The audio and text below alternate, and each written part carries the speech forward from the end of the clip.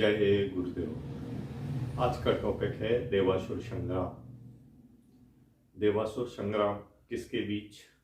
Topic से ही clear है। देवासुर संग्राम, देवताओं और असुरों के बीच संग्राम। क्यों ये लड़ाई? क्यों? आत्मोन्मुख वृत्ति की प्रधानता देवताओं में होती है, जबकि इंद्रिया उन्मुख वृत्ति की प्रधानता असुरों में होती है। तो वृत्ति की प्रधानता अलग अलग होने के कारण देवासुर संग्राम होता है।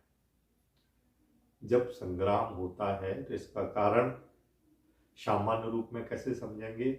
विषय लोलुप होने के कारण असुरों की प्रवृत्ति सदा ही देवराज्य छीनने की ओर बनी रहती है। वो देवताओं का राज छीनना चाहते हैं, वो इंद्रासन चाहते हैं असुर लोग। इस कारण युद्ध, जब एक बार युद्ध डिसाइड हो जाता है, जैसे महाभारत का युद्ध कुरुक्षेत्र में लड़ा गया था, तो देवासुर संग्राम कहाँ लड़ा जाएगा? तो मैदान का नाम क्या है? यहाँ आप गौर करें, उस मैदान का नाम है मनुष्य का पिंड। ये मनुष्य पिंड देवासुर संग्राम के लिए दुर्ग रूप है। दुर्ग माने किला, एक किला रूप है। इस किले पर असुरगण और देवतागण अपने अपने ढंग पर अपने अपने अधिकार में लेने का प्रयत्न करते हैं।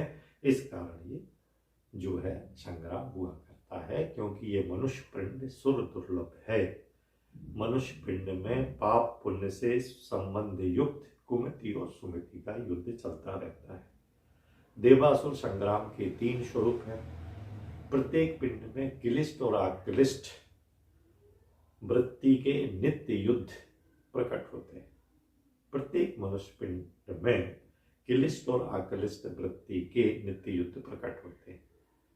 कहा गया है वृत्ति पंचतया क्लिष्टा अक्लिष्टा। इसका एक सेपरेट वीडियो हमारे YouTube चैनल पे है, आप चाहें तो वहाँ क्लिष्ट और अक्लिष्ट 5 प्रकार की वृत्तियों को देख सकते हैं।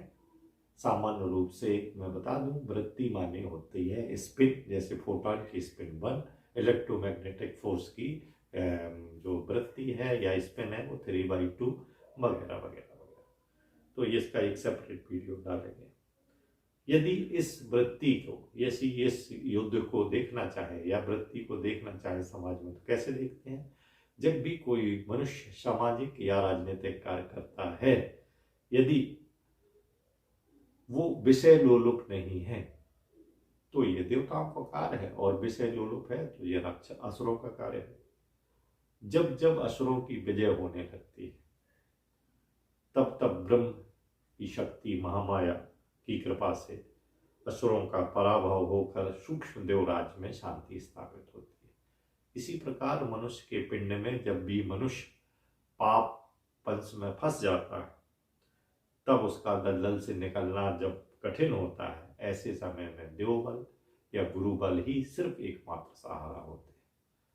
तो हमें जो वेद शास्त्र पुराणों में लिखा है उसका अनुसरण करना चाहिए और गुरु की बात मानना चाहिए, क्योंकि गुरु आज्ञा अविचारणीय। जय गुरुदेव।